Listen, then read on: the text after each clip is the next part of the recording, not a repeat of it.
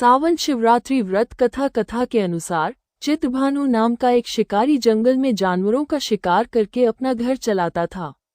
शिकारी के ऊपर साहूकार का बहुत सारा कर्ज था और कर्ज न चुका सकने के कारण एक दिन साहूकार क्रोधित हो गया। उसने चित्रभानु को बंदी बना लिया था। जिस दिन साहूकार ने उसे बंदी बनाया था वो शिवरात्रि का दिन था। बंदी रहते हुए शिकारी भगवान शिव से जुड़ी महिमा की बातें सुनता रहा। वहीं उसने शिवरात्रि व्रत की कथा भी सुनी। शिकारी का पूरा दिन ऐसे ही गुजरा। शाम को साहूकार ने चित्रभानु को कर्ज चुकाने के लिए एक दिन का समय दिया और उसे छोड़ दिया। कर्ज चुकाने के लिए चित्रभानु ने पूरा दिन बिना खाए पिए जंगल में शिकार ढूंढते हुए बिता दिया। शिकारी ने मचान बनाते समय पेड़ की कुछ टहनियां तोड़ी और संयोग से बेलपत्र के कुछ पत्ते शिवलिंग पर जा गिरे। इस प्रकार शिकारी ने दिन भर भूखे प्यासे रहकर अनजाने में ही सही पर शिवरात्रि का व्रत भी हो गया और शिवलिंग पर बेलपत्र भी चढ़ा दिए। रात्रि का एक प्रहर बीतने के बाद एक गर्भिणी मृगी तालाब के किनारे पानी पीने के लिए पहुंची। शिकारी ने उसे मारने के लिए अपना धनुष उठाया तो संयोग से फिर से उसके हाथ के धक्के से कुछ पत्ते और जल की बूंदें नीचे बने शिवलिंग पर गिर गईं और अनजाने में ही सही शिकारी की प्रथम प्रहर पूजा संपन्न हो गई। मृगी शिकारी को देखकर बोली कि मैं गर्भ से हूँ और शीघ्र ही प्रसव करूंगी। मैं वादा करती हूँ कि बच्चे को जन्म देकर शीघ्र ही तुम्हारे पास वापस आ जाऊंगी, तब मुझे मार लेना। शिकारी ने उसे जाने दिया। थोड़ी देर बाद एक और मृगी वहां आई। शिकारी ने उसे देखकर धनुष पर बाण चढ़ा दिया। फिर से कुछ बेलपत्र उसके हाथ से नीचे शिवलिंग पर जा गिरे और इस तरह से उसकी दूसरे प्रहर की पूजा भी पूरी हो गई।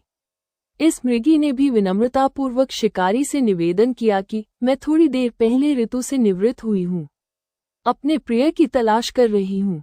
मैं वचन देती हूँ कि अपने पति से मिलकर शीघ्र ही वापस आ जाऊंगी, तब मुझे मार लेना। शिकारी ने उसे भी जाने दिया। अब रात्रि का आखिरी पहर बीतने को था। फिर एक और मृगी अपने बच्चों के साथ उधर से निकली।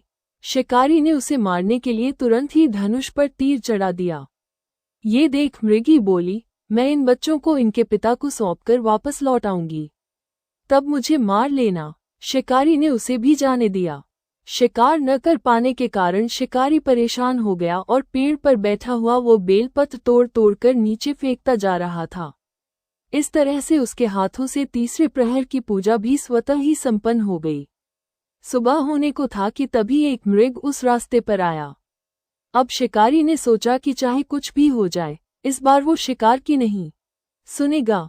शिकारी को देखकर मृग ने कहा कि यदि तुमने मुझसे पहले आने वाली 3 मृगियों और उनके बच्चों को मार डाला है तो मुझे भी शीघ्र मार दो, क्योंकि मैं उन मृगियों का पति हूँ। यदि तुमने उन्हें जाने दिया है तो मुझे भी कुछ समय के लिए जीवन दान दे दो। मैं वादा करता हूँ कि उनसे मिलकर तुम्हारे पास उपस्थित हो जाऊंगा।